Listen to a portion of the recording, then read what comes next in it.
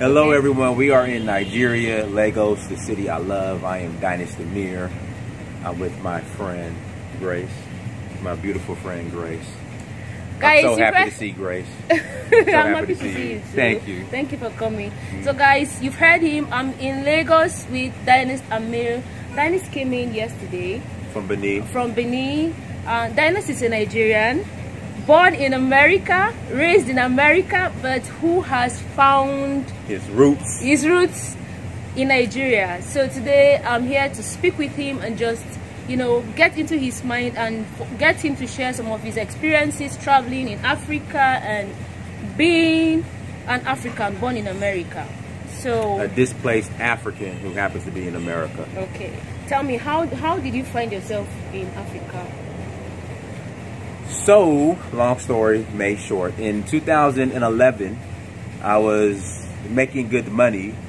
So a friend told me, Fitzgerald Stevens, who, for those who follow me, subscribe to my page, search for Uhuru. You guys know Fitzgerald. He suggested that, you know, instead of working so much, I need to take a vacation. So originally I was going to go to Brazil. I was going to go to Brazil and get and chase a bunch of beautiful Brazilian women and just have fun and party. But the trip ended up not happening. So a friend of mine said, Dynasty, you really need to go to Tanzania. Go check out this country called Tanzania, you'll love it.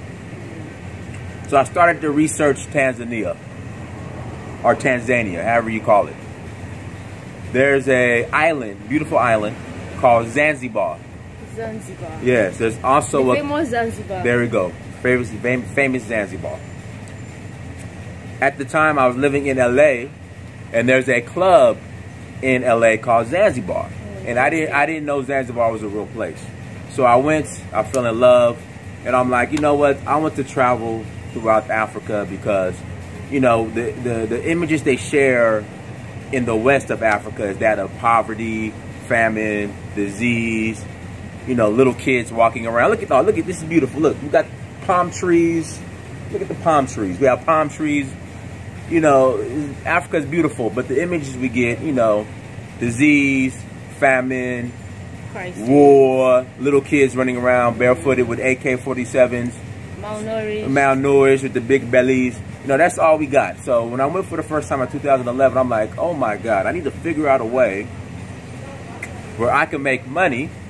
Where, I mean, why would you want to live in America when you could live in a place like Zanzibar, on the water, or here in Nigeria, which is beautiful, Freetown, which I absolutely love. You know, why live in America when you could live in beautiful places at half the cost? So, you know, I just started to travel throughout Africa. I've been to like 15 or 16 countries now. So that's impressive. Okay, so having been to Africa, having been to Nigeria, you've been to several African countries, but you've particularly found yourself liking Nigeria. Yes. And what attracted you to Nigeria? What really made you choose Nigeria? I think my personality, I fit right here in Nigeria. How? I don't know, I'm very, I don't know, like upbeat, aggressive, hype, you know, I fit right here. My personality, I fit more in Nigeria. So does that mean Nigerians are more aggressive, more of like course. have more aggressive outlook towards life, or? Yeah, exactly. Nigerians love the hustle. Nigerians love to work hard. Not saying Africans don't work hard, but Nigerians, you know, they work hard. They hustle. I mean, right now, the most successful people outside of sports, as far as black people, right now are Nigerians. As far as when you talk about innovation, right now, Nigerians are leading in innovation. You know, I just wish that this innovation will help more, will benefit Nigeria more versus it benefiting the West. You know, because every time I hear about a Nigerian creating something, you know, they're either in America or they're in Europe, and America and Europe, they benefit more than Nigeria itself. But, you know, like I said, Nigeria now is the hub of innovation. You know, bright minds are coming out of Nigeria. And like I said, overall, Nigeria is a great place. It's the blackest country on the planet. What do I mean? There are 200 million black people in one country. So Nigeria should be leading the way, you know, but there are some things that, you know, you could say internal and external forces that don't want to see Nigeria succeed. That brings me to the next question I wanted to ask you. You know, you are singing praises about Nigeria being a good place with amazing people, but that's not always, you know, the feedback we get as Nigerians. A lot of people, even other Africans, tend to view Nigerians as bad people, corrupt people, and but you are saying something. You are saying differently. I would say this: the Nigerian diaspora, there are some that make Nigeria look bad versus the Nigerians in Nigeria. So I understand there are some in the diaspora who will rub you the wrong way, or who would paint Nigeria in a bad light. But when you actually come to Nigeria, the people are friendly, the most friendliest people you will ever meet here in Nigeria. But outside of Nigeria, sometimes they don't represent Nigeria properly, and that will rub people the wrong way and keep them from wanting to come and explore Nigeria. But I always say this, that there are bad people from every country. There are bad people in America, there are bad people in Kenya, in Ghana, and all over. But I get upset really when the emphasis is always on Nigeria, Nigeria. So I think this is one thing we need to correct, that there are bad people all over the world, there are good people all over the world, and Nigerians are no exception. So I think we need to address that. Guys, let's get this straight. There are bad people all over, just as there are good people. So the few Nigerians out there doing bad do not represent the entirety of the Nigerian citizens. Like I said, you travel. Well, I would say this too. Well, Nigerians have the largest population. I mean, largest black population on the planet. I think Nigeria makes 20% of the entire African population. Right, and then Nigeria has the largest diaspora on the planet as well. Wherever you go, there's a Nigerian. Because we love to travel. We love to discover new places. We love to explore and take opportunities. So we are all over. So outside of Black America, you know, Nigerians are the most visible. So with that being said, because Nigerians are the most visible, obviously because when a black person is doing something negative, the media is going to spotlight that more than the positive. So that's why, you know, just the few bad apples, Nigerian bad apples, you know, get more of a platform, because that's just the way media is. And in turn, it paints Nigeria in a negative light. But Nigeria is beautiful. You have to come to Nigeria. Come to Nigeria. I was in Benin. I'm like, I'm so close to home. I got homesick. I was in Benin Republic. I didn't have any plans on coming to Nigeria this trip. I was going to come back to March. I was just here in November. But I was in Benin Republic. I said, you know what? I need to come home. Just next door. I said, I got to come home. So I came home. Welcome home. Okay, so you travel across Africa, telling the African story from your own perspective. Why is that important to you? Well, again, first time I went to Africa, you know, again, the images that are painted by the media of Africa is negative. So I wanted to change that. So, you know, I just didn't want to just come and vacation. I also wanted to show people, like, hey, this is really Africa. You know, but I primarily focus on the culture, because I think a lot of Africans as well is they are compromising their Africanity in the name of modernity, for being modern. They think you can't mix the two. But if you go to China, you know, as Chinese modernize, they still keep their culture. But you know, when I started traveling to Africa, I noticed it was no different than Black America. You know, you walk around the streets of Dar es Salaam or Joburg or Nairobi or the Lagos or Dakar, you know, you see men, skinny jeans, Gucci, Louis shirts, you know, weaves, wigs on the women, you know, so you know, it's like you shouldn't have to compromise your Africanity or who you are to modernize. And I think that's where Africans are somewhat making a mistake. That's why I focus primarily on the culture. Guys, I did mention this. Dennis is also a YouTube creator. He has a channel, so go check him out. He documents a lot of his travels on his channel. Very beautiful. So go check him out and see what he has there. So based on your travels and the stories you tell, you know, about Africa, how has the feedback been like? How has the reception? You think it has been worth the effort so far?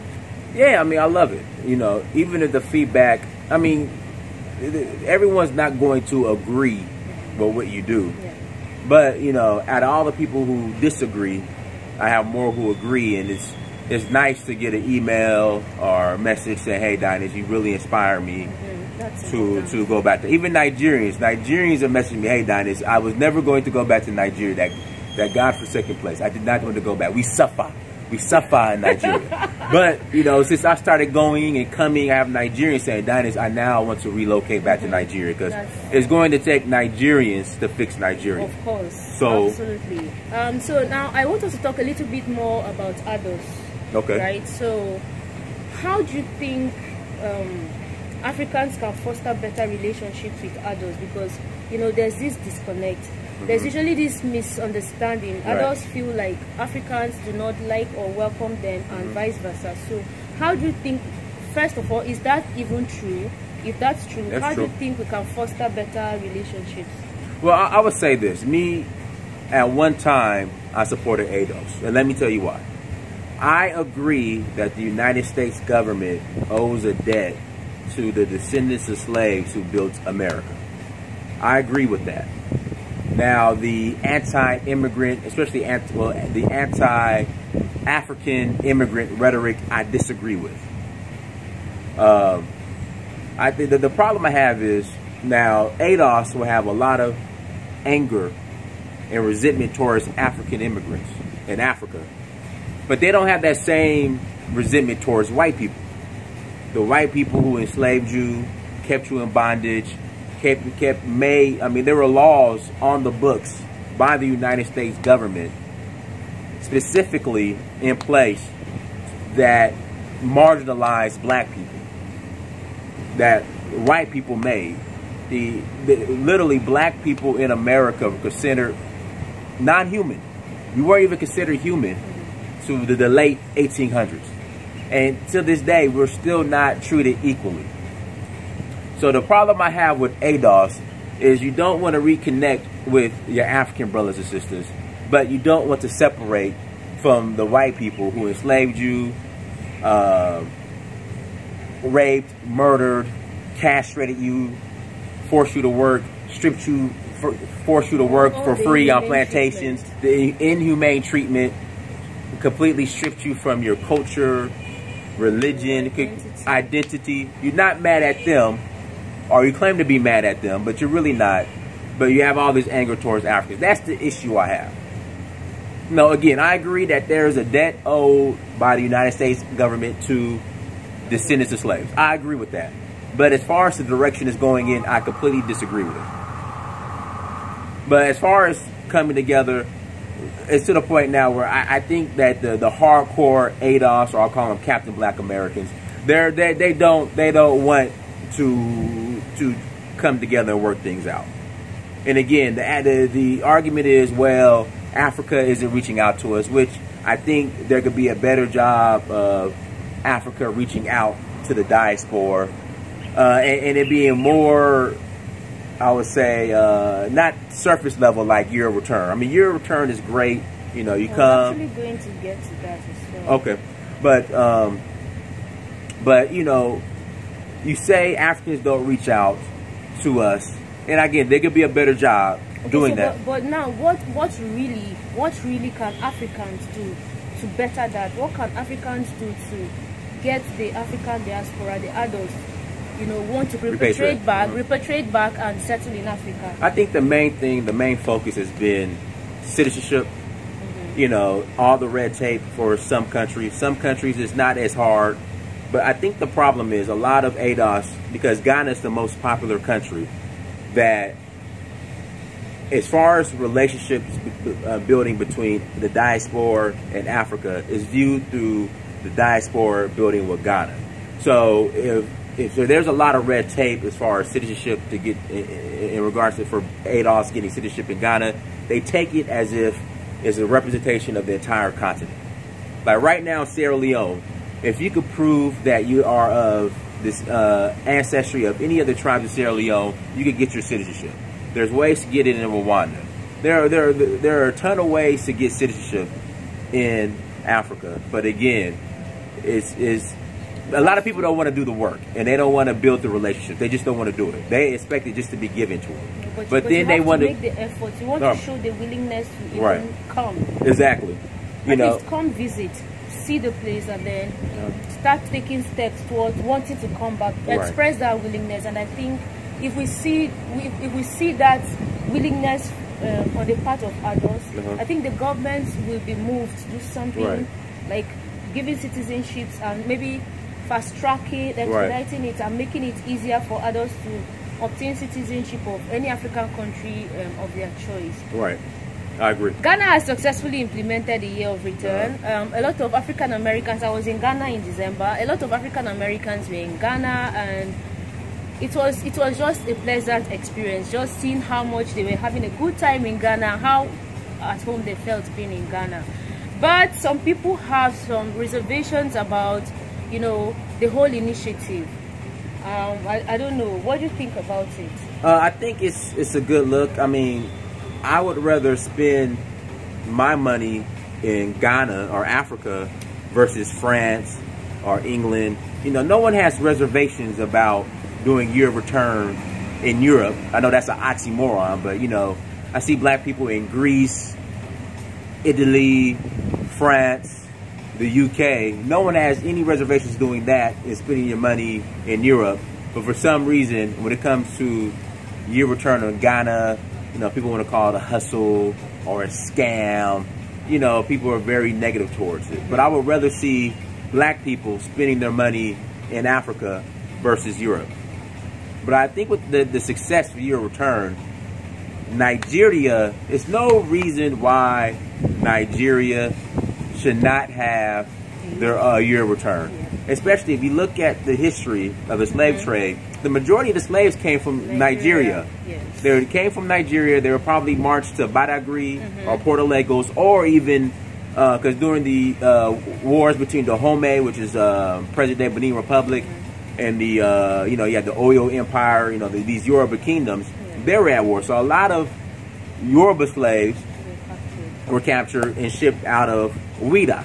So if you're of African descent, you were probably from Nigeria, Benin Republic. Well, not even Ghana. Not even Ghana. No, seriously, not even Ghana. You're primarily from. We're also taken from Ghana. But if you are of African descent, you are more than likely Nigerian or from Benin Republic or Sierra Leone. The Sierra Leone, Senegal, primarily Sierra Leone area. And the reason why, because of rice. So, you know, on the east coast of America, they were planting rice. And the people that knew how to grow it were, you know, the Africans from Sierra Leone. So again, Nigeria, Benin Republic, Sierra Leone, that's probably where your roots come from. So there should be no reason that Nigeria does not have a year of return. They need to have a year of return. Well, recently there was a flyer making the rounds on the internet. Has that Nigeria, been? Is that? No, but I actually have a video up on that already, guys. So check it out. I spoke about that. Nigeria has not declared the year of the door of return. I think that's just some mischief makers trying to put something out there. But I'll be glad. I would be excited if Nigeria declares any initiative that will get, you know, the African diaspora to come back. Year of return, door of return, gate of return, home of return, whatever return. If it's declared by Nigeria, I think it's going to be more than welcome. I know Nigerians will be excited to, you know, open their doors. We love to have people. We love to welcome people. So Nigerian government, if you can declare that, it will be good. It will be a win. You have nothing to lose. We need the skills, the technical know-how, and all that our black, you know, family, the diaspora have to offer to develop this country. So, I mean, declare it. It's a win for the continent and for every one of us. So, by all means, Nigeria, you should declare a door of return. Now you are a citizen of Nigeria, right? And you've been to Nigeria several times. What would you say your experience in Nigeria has been? It's been great. It's been great. I mean, every time I come to Africa, it's like I have to figure out a way to get to Nigeria. You know, like I said, I wasn't planning to come this trip, but I was so close. I said, you know what, I'm coming. Nigeria was the first country to officially receive me home. Like, this is my home.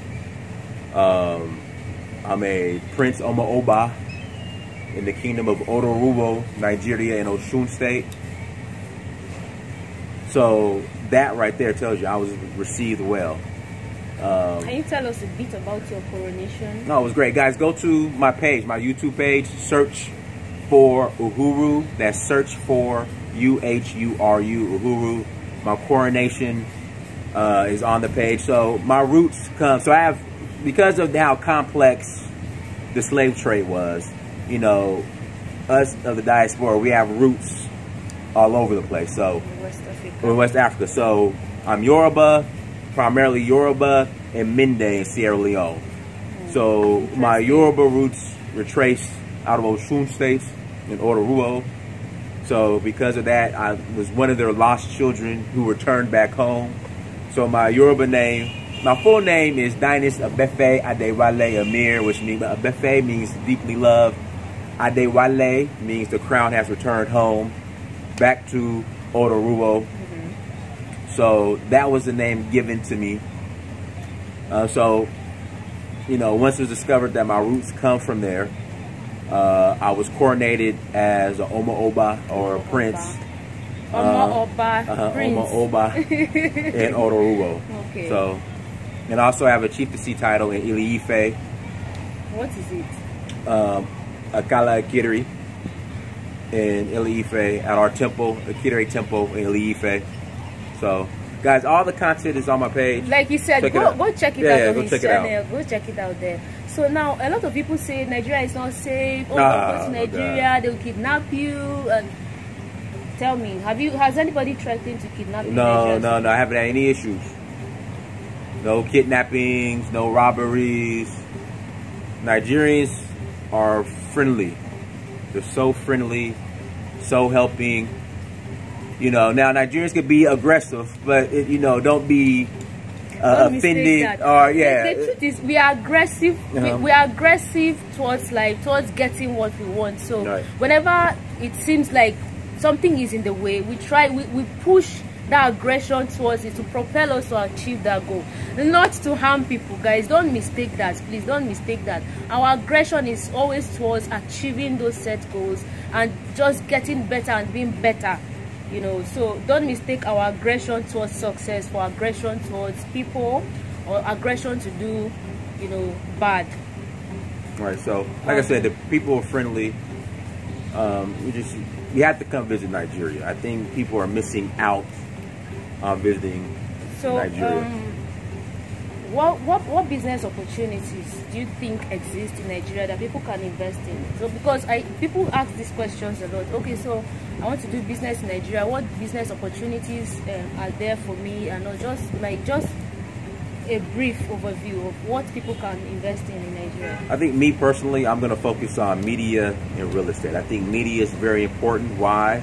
Because the media has brainwashed a lot of you to not come and visit Nigeria. I agree. So media, and you can get started like what Grace is doing, like what we're doing. Just everybody has one of these camera phones. I mean, these are almost as good as like real cameras now, or even better.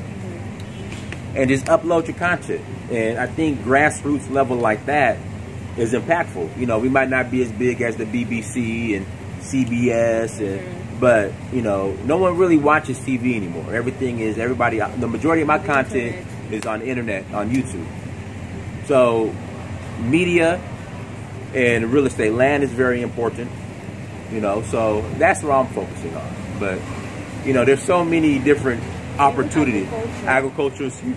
Agriculture is huge. But that's a sector that is underutilized. You know, back in the 50s, in the 40s, agriculture was very big in Nigeria. Nigeria had a lot of, you know, foreign exchange coming through agricultural produce that were exported. But people have abandoned agriculture. But guys, agriculture still holds a lot of potential for investment in Nigeria. So if you're looking to come invest in Nigeria, you can also consider investing in agriculture. I mean, livestock, crop, and all of that. So on that note, guys, we are going to call it a day here. Like I've said, Dennis also has a YouTube channel. Tell them about it. YouTube channel is Search for Uhuru. Search for Uhuru. That's UHURU. All one phrase. Search for Uhuru. The link is in the description box down below, so check the link there. And then go to dynastymirror.com. Dynastymirror.com. Go there as well. So yeah, that's, and also tour coming up March 20th to the 26th here to Nigeria. We're having a tour. If you're interested, for those in the diaspora, please hit me up. Go to dynastymirror.com. Send me a message in regards to the tour. The 1 year of your coronation, right? Well, so we're celebrating the 1 year anniversary of my coronation. Okay. So if you guys would like to join us, we're having a tour. I'll be there, guys. So make sure you go. Make sure you sign up. Check the details, like he has said, to sign up and be in Nigeria. We want to welcome you. Thank you guys for watching. If you've not subscribed, don't forget to hit the subscribe button and the bell beside it. I'll see you guys in my next video. Bye. Bye bye.